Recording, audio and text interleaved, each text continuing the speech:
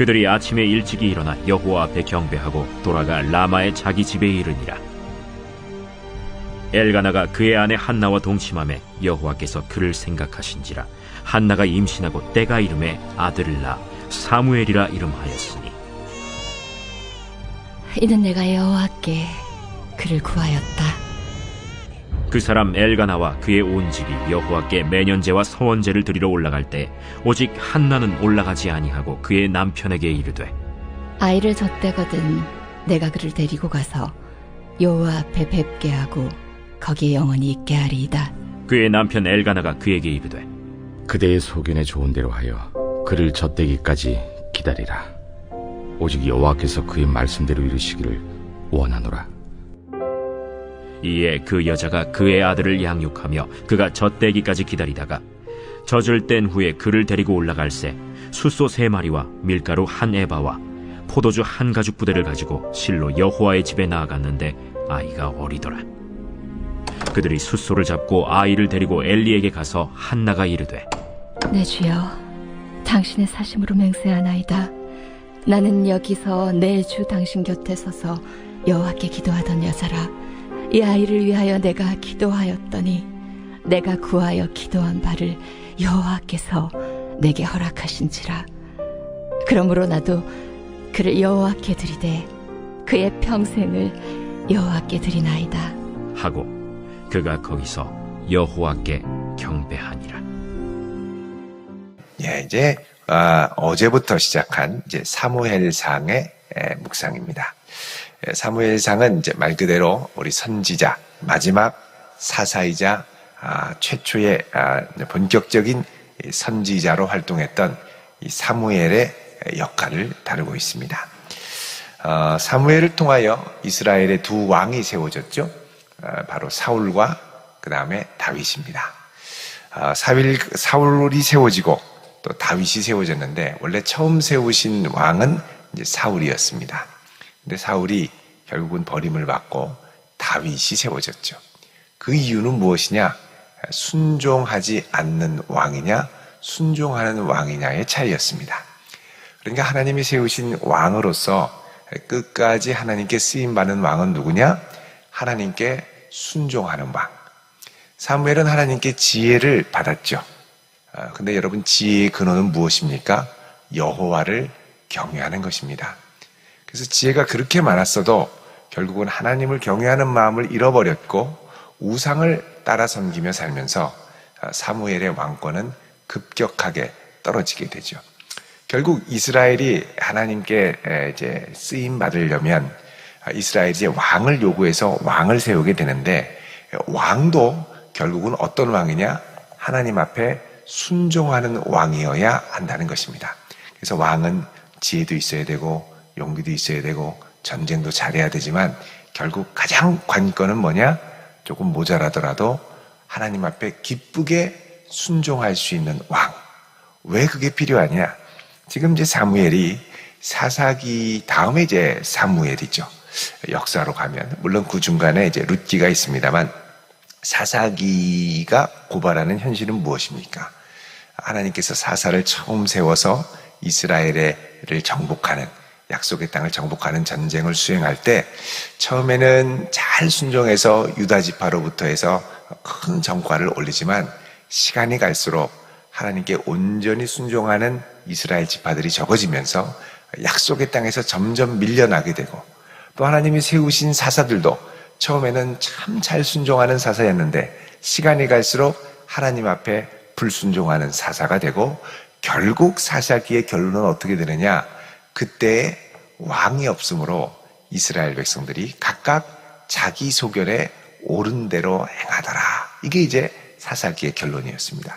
그러니까 하나님이 참되신 왕이라고 고백하는 이스라엘의 고백이 사라지니까 결국은 자기 소견에 옳은 대로 행하는 백성. 그래서 그런 백성을 다스리려면 왕이 간교하고 지혜가 많고 꾀가 많아서가 아니라 오직 하나 여호와께 순종하는 왕이어야 한다라는 것입니다. 자, 그러면 이런 이 이스라엘 백성들의 이 혼란기, 대영적인 혼란기 가운데 참으로 하나님께 순종하는 왕을 배출하기까지 정말 아름답게 쓰임 받았던 사람이 사무엘 선지자죠. 이제 사무엘 1장은 이제 1장과 2장은 이 사무엘이 어떻게 태어나게 되었는가를 다루고 있습니다. 여러분, 사무엘은 이제 무엇보다 이제 기도하는 여인으로부터 출산이 됐죠. 특별히 이 사무엘의 어머니 한나의 경우에는 그 상황이 불임의 현실이었습니다. 마치 이스라엘과 비슷하죠. 약속의 땅 가나안에 자기 스스로 갈 수 없고 젖과 꿀이 흐르는 그 땅에 자기 스스로의 능력으로 갈 수 없는 무능한 이스라엘과 같이 한나 역시 정상적인 방법으로 아이가 생기지 않는 좀 비탄에 빠진 생명을 산출할 수 없는 비탄에 빠진 여인이었습니다. 근데 그 여인이 하나님 앞에 나아가 어떻게 합니까? 간절히 눈물로 기도하죠. 엘리 제사장은 이 한나가 술 취한 여인인 줄 알고 여기서 술 먹고 와가지고 기도하느냐 나무라기까지 하죠. 그런데 이 한나는 하나님 앞에 간절히 기도해서 이제 오늘 본문에 보면 드디어 이제 응답을 받게 되죠. 자, 오늘 말씀 19절에 보면 그들이 아침에 일찍이 일어나 여호와 앞에 경배하고 돌아가 이렇게 얘기하죠. 자, 아침에 돌아갑니다. 그 전까지는 하나님의 전에 와서 간절히 기도했죠. 간절히 기도하고 나서 이제 돌아가게 되었습니다. 이제 한나는 이 엘리 제사장의 말, 여호와께서 너의 기도에 응답하셨다라고 하는 그 말, 정말 하나님 앞에 영감받은 말은 아니지만 여인을 귀찮듯이 쫓아내고자 했던 그 말에 확신을 갖고 이게 하나님의 응답인 줄로 확신하고, 그래서 17절에 평안히 가라. 이스라엘 하나님이 내가 기도하여 구한 것을 허락하시기를 원하노라. 이 한마디에 아멘으로 순종하는, 그리고 얼굴에 근심빛이 없어지는, 그러니까 이 엄마도 제사장 엘리 선지자의 말, 주의 종의 말에 기쁘게 아멘하는 엄마였던 것이죠. 그래서 아멘하는 엄마를 통해 하나님께 온전히 순종하는 이스라엘의 최초의 선지자이자 마지막 사사가 태어나게 됐습니다.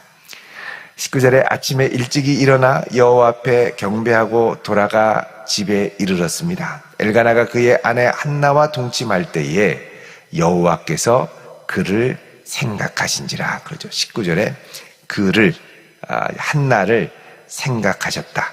생각하셨다는 말은 기억하셨느니라 이런 뜻입니다. 여러분, 하나님께서 이 한나의 여러 가지 행실과 형편이 있겠으나 무엇을 기억하셨겠습니까? 한나의 기도를 기억하셨습니다.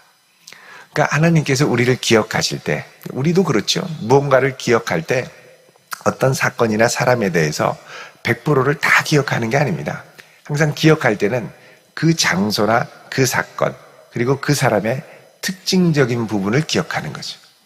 그래서 내가 누군가를 기억한다라고 할 때 그를 어떤 사람으로 기억하느냐, 그가 무엇하는 사람으로 기억하느냐로 기억이 되는 것이죠. 그 사람 별거 아니야. 그러면 그가 했던 모든 게 별거 아닌 걸로 그냥 딱 기억되는 거죠. 근데 그 사람이 기도하는 사람이야. 그럼 다른 건 몰라도 그의 간절한 기도는 기억이 남는 거죠. 하나님께서 한나를 기억할 때는 여러 가지 일을 기억하실 수 있겠죠. 그러나 한나의 무엇을 기억하셨습니까? 하나님 앞에 간절히 기도하는 그 기도하는 한나로 기억을 하신 것이죠. 여러분, 내가 하나님 앞에 기억이 내게 남을 때 무엇으로 기억에 남을까요? 새벽마다 와서 나에게 밤낮 아뢰며 기도하는 사랑하는 내 아들, 내 딸로 하나님이 기억할 수 있기를 축원드립니다. 하나님이 기억하실 때 얘는 아무것도 아니야. 얘는 뭐 이렇게 기억에 남는 게 없어. 특징적인 게 없는 아이야. 뭐 이렇게 뭘 와도 교회에 그냥 와서 예배를 드리는 듯 맞는 듯 안 나오면 안 나오는 걸로 기억해서 아주 그냥 괘씸하게 좀 혼을 내주실 텐데 그것도 아니고, 나오기는 나오는데 그렇다고 뭐 간절히 매달리는 것도 아니고, 이렇게 뭐 기억을 하는데 뭐 특징적인 게 별로 없다. 이게 참 아쉬운 겁니다. 여러분, 하나님 앞에 기도의 사람으로 기억될 수 있길 축원드립니다. 이 한나가 하나님 앞에 다른 건 몰라도 눈물로 기도하며 하나님 저에게 아이를 주십시오, 간절히 기도하는 그 기도의 모습을 하나님이 딱 기억을 하신 거죠. 기억을 하신 거예요. 자, 그러면서 하나님께서 그 한나를 기억하셨습니다. 기억하셨다는 건 뭐냐? 그 기억대로 역사하시는 거죠. 간절하게 기도하는 사람으로 기억하셨으니 한나의 기도에 이제는 응답하시는 겁니다. 자, 20절에 한나가 임신하고 때가 이름에 아들을 낳아 사무엘이라 얘기를 합니다. 자, 사무엘 그러면 그가 들으셨다 이런 뜻이죠. 예, 하나님 앞에 들으심 받은 사람. 그래서 내가 여호와께 그를 구하였다. 하나님이 주셨다. 하나님이 들으시고 응답하셨다 이런 뜻이죠. 이 사무엘의 이 슈무, 이게 이제 쉐마랑 같은 어근으로 봅니다. 그래서 하나님이 들으심 받았다. 그래서 내가 여호와께 그를 구하였다 그렇죠. 그래서 하나님이 무엇을 기억하느냐에 따라 역사가 새롭게 시작되는 여부가 결정이 됩니다. 자, 이렇게 하나님께 구해서 하나님이 아이를 주시고 임신을 하게 되죠. 21절에 그 사람 엘가나, 한나의 남편입니다. 온 집이 하나님 앞에 나아가 매년제 1년에 한 번씩 제사, 감사제를 드리고 서원제를 드리고 올라가는 거죠. 근데 그때 한나는 올라가지 않고 남편한테 얘기를 합니다. 여보, 아이 젖을 때거든 내가 데리고 가서 여호와 앞에 뵙고 그 다음에 뭐라 그럽니까? 영원히 그 아이를 하나님께 있게 하겠습니다. 그러니까 지금은 아이가 어리니까 내가 좀 품에 있을게요. 이렇게 얘기를 하죠. 원래는 아기도 데리고 가곤 합니다만 남편은 뭐라 그럽니까? 엘가나가 그에게 이르되 그대의 소견에 좋은 대로 하여 그를 젖되기까지 기다리라. 오직 여호와께서 그의 말씀대로 이루시기를 원하노라 그럽니다. 자, 그를 젖되기까지 기다리라. 여러분, 이게 조금 좀 불편한 부분이 있는데 왜냐하면 23절에 그대의 소견에 좋은 대로 하여 이렇게 돼 있죠. 이게 사사기의 주제입니다. 사사기 맨 끝에 결론. 사사기의 결론이 뭐라고요? 자기 소견에 옳은 대로. 그래서 사사기 21장 25절에도 보면 그때 이스라엘에 왕이 없으므로 사람이 각각 자기 소견에 옳은 대로 행하였더라. 그렇죠. 그러니까 그대의 소견에 좋은 대로 하여, 이게 그 당시의 영적인 분위기였습니다. 여보, 나 오늘 주일에 못 갈 것 같아요. 그대의 소견에 옳은 대로 하시오. 이렇게 되는 거죠. 매년제 가서 하나님께 제사를 드려야 되는데 여보, 올해는 좀 그렇고 아이 좀 더 크면 아예 그냥 한 번에 영원히 계속 있게 드릴게요. 그대의 소견에 옳은 대로 하오. 그렇게 한 거죠. 이게 사실은 아주 건강한 건 아닙니다. 그러니까 한나도 자기 욕심에 하나님의 말씀과 규례보다는 내 소견에 옳은 대로 하고 싶은 마음이 있었고, 이거를 또 이제 남편이 받아줬죠. 사실 이제 이상적으로 얘기를 하면 같이 매년제를 가고 돌아오고 하면서 이제 3년째 될 때 아예 하나님께 드리기로 작정하는, 이게 훨씬 더 좋은 모습입니다. 그럼에도 불구하고 하나님이 이 연약한 모습 그대로 기쁘게 받으시고, 이제 나중에 이제 사무엘을 드릴 때에 이 사무엘을 기쁘게 하나님이 사용하시죠. 그런 거 보면 연약한 모습에도 불구하고 하나님이 사용하시는 걸 볼 수가 있습니다. 자, 그래서 24절에 젖을 떼고 이제 올라가죠. 하나님 앞에. 그때 수소 3마리, 밀가루 1에바, 포도주 1가죽부대를 갖고 실로에 있는 여호와의 성막으로 갔습니다.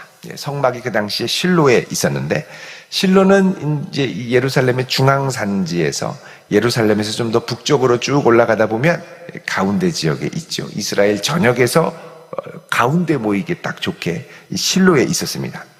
자, 그런데 이 실로에 갈 때 가지고 갔던 재물이 여기 수소 3마리라고 하는데, 여러분 이 수소는 그 당시에 엄청나게 값비싼 재물이었습니다. 그래서 온 백성의 죄를 대속할 때나 대제사장을 속죄할 때 1마리를 드렸죠. 근데 여기 이제 수소 3마리라고 그러면 엄청난 파격입니다. 밀가루도 1에바에 보통 10분의 1을 드리는데 여기는 1에바를 다 드리는 거죠. 근데 이제 수소 3마리는 이게 이제 번역의 문제이기도 합니다만, 25절에 그들이 수소를 잡고 라고 할 때 이 수소는 단수 하나거든요. 그래서 아마도 이게 이제 정확하게 번역을 하면 수소 3마리가 아니라 3살 된 수소 1마리.